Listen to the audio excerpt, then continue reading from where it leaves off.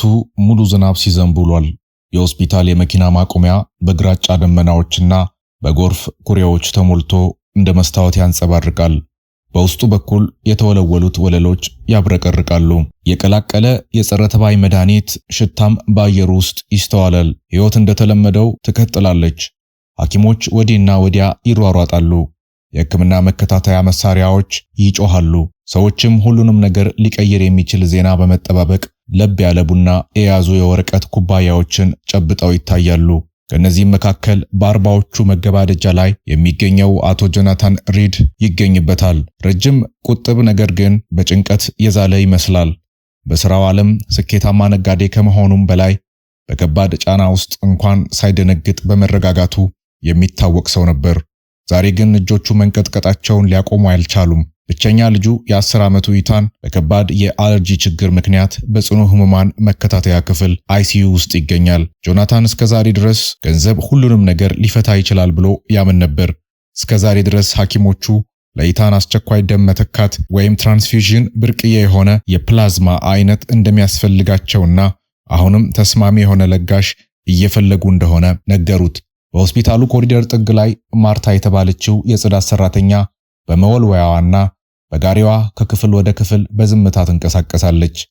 በአምሳዎቹ መገባደጃ ዕድሜ ላይ የምትገኝ አነስ ያለ ቁመና ያላትና የህይወት ዘመን ዝምተኛ ጽናትን የሚደብቁ ደግ አይኖች ያሏት ሴት ናት።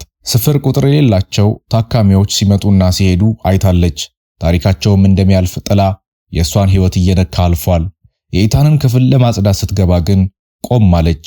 ልጁ በተለያዩ ቱቦዎችና ሽቦዎች ተከቦ ራሱን ስቶ ተኝቷል።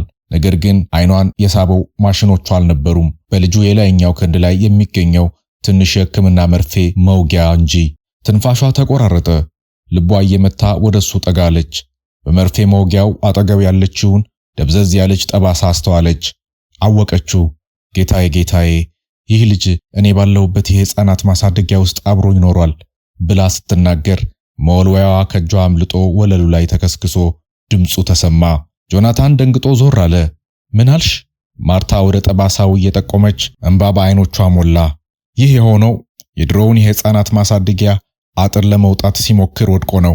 እኔ እዚያ ነበርኩ። ለዓመታት ተንከባክቤዋለሁ። ጆናታን ባለማመን ፊቱን አጨፈገገ። ይህ ሊሆን አይችልም። ኢታን በግል የሕፃናት ማደጎ ድርጅት በኩል ነው የመጣው። ማርታ ግን ራሷን በመነቅነቅ አይደለም ጌታዬ፣ እነዚህን አይኖች መቼም ቢሆን አልረሳቸውም አለችው። ከዓመታት በፊት በከተማዋ ዳርቻ በሚገኝና ሊፈርስ በደረሰ ሕንፃ ውስጥ ማርታ ማንም የማይፈልጋቸውን ልጆች የምትንከባከብ ሞግዚት ነበረች። ከልጆቹ መካከል በተለይ በጣም የቀረበችው አንድ ልጅ ነበር፣ ሊያም ይባላል። እሱም ብሩህ ፈገግታ ያለው ዝምተኛና አንድ ቀን ፓይለት የመሆን ህልም የነበረውን ሕፃን ነበር። ከዚያም በአንድ ምሽት የሕፃናት ማሳደጊያው በእሳት ተቃጠለ። ከፍተኛ ሁከትና ግርግር ተፈጠረ። በጭሱና በጩኸቱ መካከል በርካታ ሕፃናት ተረፉ። ሊያም ግን ጠፋ። ሁሉም ሰው ከእሳቱ ማምለጥ እንዳልቻለ ገመቱ። ማርታም ለተፈጠረው ነገር ራሷን መቼም ይቅር አላለችም ነበር። አሁን ግን እነሆ ከብዙ ዓመታት በኋላ በሕይወት አለ። ስሙ ተቀይሯል፣ በሌላ ቤተሰብ ተረድቷል። እናም ከፊቷ ተኝቷል። ማርታ በኪስ ቦርሳዋ ውስጥ ያስቀመጠችውን አሮጌ ፎቶግራፍ ስታየው የጆናታን ጥርጣሬ ሁሉ ቀለጠ። ፎቶው ላይ ያለው ልክ እንደ ኢታን ዕድሜ የሆነ ያው አይነት አይኖችና ያው አይነት ጉንጩ የሚሰርቅ ፈገግታ ያለው ሕፃን ነበረ። ጆናታን በድንጋጤ ወንበሩ ላይ ዝፍት ብሎ ተቀምጧል። ይህ እኮ የኔ ልጅ ነው ሲል በሹክሹክታ ተናገረ።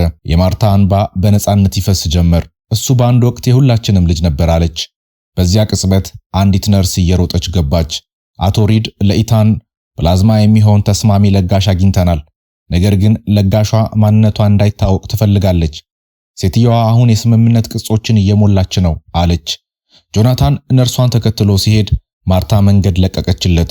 ከጥቂት ደቂቃዎች በኋላ ሐኪሙ የምስራች ይዞ መጣ። ለሕክምናው ዝግጁ መሆኗንና የደም መተካቱ ሂደት ወዲያውኑ እንደሚጀመር ነገረው። ሰዓታት አለፉ። ሂደቱ ሲጠናቀቅ የኢታን የህይወት ምልክቶች ቫይታልስ ተስተካከሉ። ከሞት ተረፈ።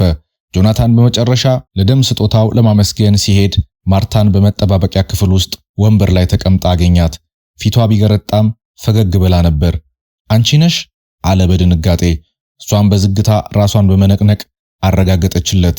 ደሜ ተስማሚ ሆኖ ተገኘ። ሕይወት በሚገርም መንገድ ነው የምትሰራው አይደል? ጆናታን ባጠገቧ ተንበረከከ። የልጄን ሕይወት አተረፍሽው። በቀስታ ፈገግ አለች። አይደለም ጌታዬ፣ እሱ ነው የኔን ሕይወት 2 ጊዜ ያዳነው። እኔ እንደገና ሳገኘው ሁለተኛ ደግሞ ደግነት መቼም እንደማይሞት ሳስታውስ፣ ደግነት መቼም ቢሆን አይጠፋም፣ ብቻ ተመልሶ የሚመጣበትን መንገድ ያገኛል እንጂ። ከ2 ሳምንታት በኋላ ኢታን በፍጥነት አገገመ። በአንድ ፀሐያማ ከሰዓት የማርታን እጅ ይዞ በሆስፒታሉ የአትክልት ስፍራ ውስጥ እየተራመደ ነበር። በጆናታን እርዳታ ማርታ በሆስፒታሉ ውስጥ ቋሚ የሥራ መደብ ተሰጣት። ነገር ግን ከሥራው በላይ የእነሱ ቤተሰብ አካል ሆነች። ኢታን ብዙ ጊዜ ወደ ማርታ ትንሽ አፓርታማ እየሄደ ይጎበኛት ነበር።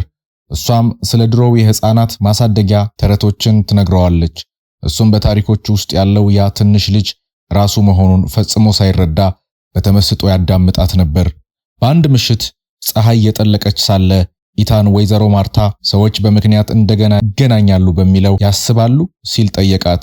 እሷም ጸጉሩን በቀስታ እያሻሸች ፈገግ አለች። ምክንያት ይመስለኛል የኔ ውድ፣ ፍቅር ወደ ቤቱ የሚመለስበትን መንገድ ማግኘቱ እንጂ። በእንግዶች በተሞላው በዚህ ዓለም ውስጥ አንዳንድ የዕጣ ፈንታ ፈጽሞ ሊረሳሱ በማይገባቸው ልቦች መካከል የማይታይ ክር ይሰራል።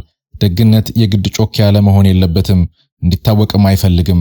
ደግነት በጣም በሚያስፈልግበት ቅጽበት እስኪደርስ ድረስ ብቻ በዝምታ ይኖራል። ተመልሶ ሲመጣም ማንኛውም የፍቅር ተግባር ፈጽሞ እንደማይጠፋ ያስታውሰናል። በደግነት የምትሰጠው ነገር ከእጅህ ሊወጣ ይችላል፣ ከልብህ ግን መቼም አይወጣም በማለት ነገረችው።